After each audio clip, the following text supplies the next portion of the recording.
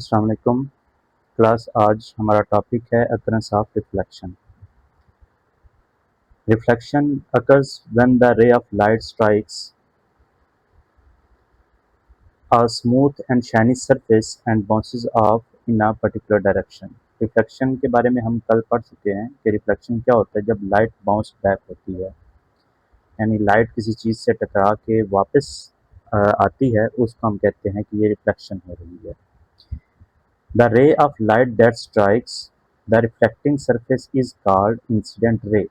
Incident ray की ये definition है कि जब रोशनी टकराने से पहले जो रास्ता उसका होता है उसको हम कहते हैं, या जो लाइट होती है, रोशनी की एक शुआ कह लें, द रे ऑफ लाइट, उसको हम कहते हैं इंसिडेंट रे। जैसा कि ये एक हमारे पास ये इस डायग्राम को देख लें कि लाइट आ रही है, ये वाली, ये भी टकराई नहीं है, इसको हम कहते हैं इंसिडेंट रे।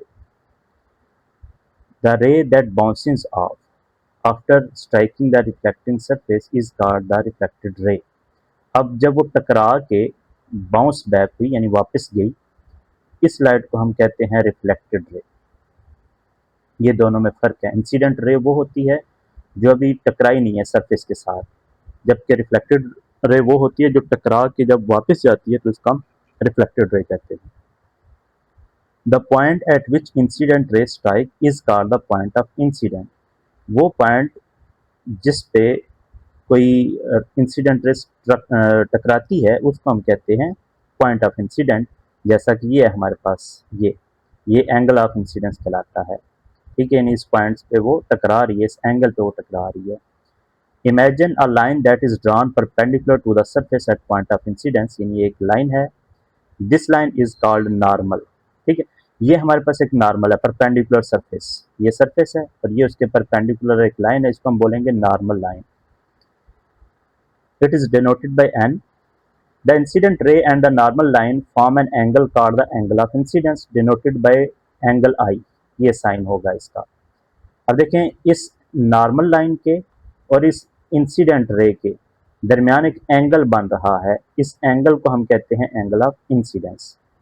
द रिफ्लेक्टेड रे and the normal form an angle called the angle of reflection denoted by angle R। अब इसी को देखें, ये नॉर्मल लाइन है हमारी और ये हमारी रिफ्लेक्टेड रे है। तो नॉर्मल और रिफ्लेक्टेड रे के दरमियान जो एंगल बनेगा, ये वाला, इसको हम कहते हैं एंगल ऑफ रिफ्लेक्शन। एक खास एंगल से जो है वो लाइट रिफ्लेक्ट हो रही है। नेक्स्ट है laws of reflection, most important ये टॉपिक है, लॉज ऑफ रिफ्लेक्शन। दो लॉज हैं बेसिकली। नंबर वन है the angle of incidence is equal to the angle of reflection. बहुत आसान है, वो कह रहे हैं कि एंगल ऑफ इंसिडेंस, ये वाला एंगल जो बना है हमारा, वो बराबर होता है एंगल ऑफ रिफ्लेक्शन के। एक मिसाल देता हूँ, फर्ज करें हमारे पास 45 डिग्री का एंगल बना है। ठीक है, ये आपने मैथ में पढ़े होंगे एंगल्स। 45 डिग्री का एंगल बना है एंगल ऑफ इंसिडेंस, बिल्कुल उतना ही हमारे पास एंगल बनेगा 45 डिग्री का जो एंगल ऑफ रिफ्लेक्शन होगा। तो ये दोनों हमेशा बराबर होंगे, ये पहला लॉ है। दूसरा लॉ ये है द एंगल ऑफ इंसिडेंस एक, द एंगल ऑफ रिफ्लेक्शन दो, एंड द नॉर्मल लाइन यानी ये सेंटर वाली, ये तीनों लाइंस हैं, एक दो और तीन, all lie on the same plane. इनका ये एक प्लेन में होती हैं। आप देखें, ये भी, ये सेंटर वाली भी और ये भी, ये तीनों एक ही प्लेन के अंदर हैं। ये तो ये दो लॉज ऑफ रिफ्लेक्शन है जो कि मोस्ट इंपॉर्टेंट शॉर्ट क्वेश्चन है। तो आपने इसको अच्छी तरह जो है वो तैयार करना है, अच्छी तरह इनको याद करना है आप लोगों ने। नेक्स्ट हम इस रिफ्लेक्शन को दो हिस्सों में, दो टाइप्स में डिवाइड करते हैं। रिफ्लेक्शन की दो टाइप्स कौन कौन सी हैं? नंबर वन है regular reflection and the number two is diffused reflection. Regular reflection क्या होती है? रेगुलर रिफ्लेक्शन से मुराद the reflected light rays are also parallel if the incident rays are parallel. यानी आपने ये नीचे डायग्राम से इसको समझना है, ये वाली डायग्राम, ये आप देखें, ये हमारे जो ब्लू कलर की लाइंस हैं ये सारी की सारी कहलाती हैं इंसिडेंट लाइट रेज, जबकि ये जो पिंक कलर की लाइंस हैं ये कहलाती हैं रिफ्लेक्टेड रेज। अब देखें, इन दोनों, ये दोनों एक ही प्लेन के अंदर हैं। ठीक है, rough surface, sorry, the regular reflection is always clear अब हमारे पास ये जिस सरफेस पर टकरा रही है ना, यानी ये जो नीचे लाइन है आप देखें ये बिल्कुल स्ट्रेट और बिल्कुल क्लियर लाइन है। Smooth surface reflect the rays of light to form the regular reflection.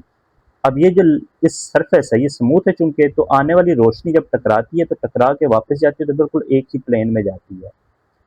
For example the reflection of mirror is the regular reflection, ये इसके एग्जाम्पल है। जैसा कि हम देखते हैं ना, अपना इमेज देखते हैं एक मिरर के अंदर, तो बिल्कुल एक स्मूथ सरफेस होती है, शीशा होता है, और उससे जब लाइट टकराती है तो बिल्कुल उसी एंगल में वो वापस आ जाती है रिफ्लेक्ट होके, तो ये एक स्मूथ सरफेस होती है। इसको हम कहते हैं रेगुलर रिफ्लेक्शन। नेक्स्ट है हमारी डिफ्यूज रिफ्लेक्शन, दूसरी type. The reflected light rays are not parallel, इसमें पैरेलल नहीं होती। इसमें आप देखें ये इंसिडेंट रे आ रही हैं, लेकिन जो हमारी रिफ्लेक्टेड रेज हैं वो बिखरी हुई हैं, कोई इस तरफ जा रही है, कोई कोई एंगल बना रही है, यानी सबके एंगल भी डिफरेंट है, सबकी डायरेक्शंस भी डिफरेंट है। The diffused reflection is not clear, यानी ये क्लियर नहीं है। अब ये क्यों क्लियर नहीं है, आप यहाँ पे देखें नीचे वाली सरफेस जो है वो बिल्कुल रफ सी है, यानी इसकी सरफेस जो है वो स्मूथ नहीं है। Rough surfaces reflect the rays of light in different directions and form the diffuse reflection। अब यहाँ पे जब टकराएंगी तो डिफरेंट डायरेक्शन में रिफ्लेक्ट होंगी, जबकि इसमें सेम प्लेन में हो रही थी, यहाँ पे प्लेन सेम नहीं है। इसकी मिसाल जैसा कि पेपर है, कार्डबोर्ड होता है, प्लास्टिक है, वुड है, ये सारी की सारी डिफ्यूज रिफ्लेक्शन प्रोड्यूस करती हैं। तो ये दोनों को आपने डायग्राम के जरिए जो है वो अच्छी तरह समझना है।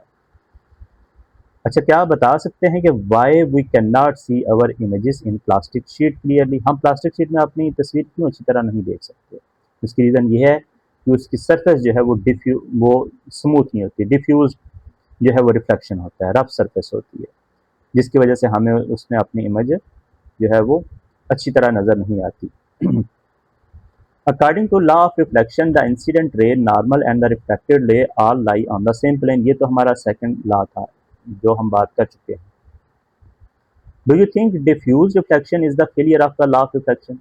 अब आप देखें ये डिफ्यूज में हमारे पास किस तरह की डायग्राम है, तो क्या हम इसके बारे में कह सकते हैं कि अगर ये वो डिफ्यूज रिफ्लेक्शन हो रही है तो क्या वो लॉज ऑफ रिफ्लेक्शन को फॉलो नहीं कर रही फिर, क्योंकि हमारे पास ये एक प्लेन में नहीं आ रही ये जो रिफ्लेक्टेड लाइट्स हैं और डिफरेंट डायरेक्शंस में जा रही हैं। तो इसका आंसर है नहीं, diffuse reflection is not the failure of law of reflection. इससे हमारा लॉ जो है रिफ्लेक्शन को वो फेल नहीं हो जाता, बल्कि the normal for each ray is in different direction. अगर हम हर रे को अलग अलग देखें तो हर रे अपना एक अलग एंगल बनाएगी, हर रेज का अपना एक अलग एंगल होगा और वो अपने लिहाज से जो है वो उसका एंगल जो है वो लॉ ऑफ रिफ्लेक्शन के ऊपर पूरी तरह वो यानी डिपेंड कर रहा है और उसको प्रूव कर रहा है। तो because the normal for each ray is different direction, each ray obeys the law of reflection. हर एक लाइन जो है वो लॉज ऑफ रिफ्लेक्शन को जो है वो प्रूव कर रही है, यानी ओबे कर रही है। ठीक है, तो ये हमारा जो है ये भी एक अहम पॉइंट है जो आप लोगों ने याद रखना है। उम्मीद है कि आप लोगों को ये टॉपिक समझ आ गया होगा।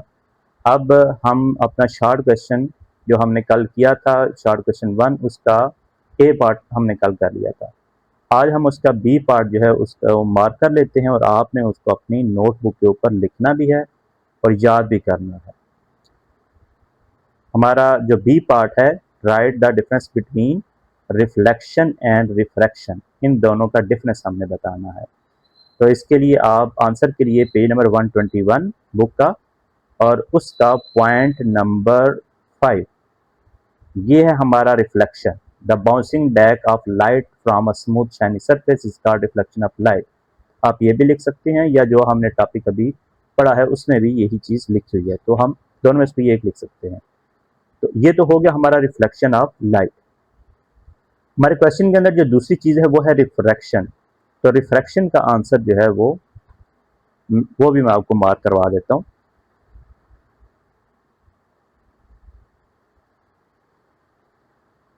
उसके लिए आप लोगों ने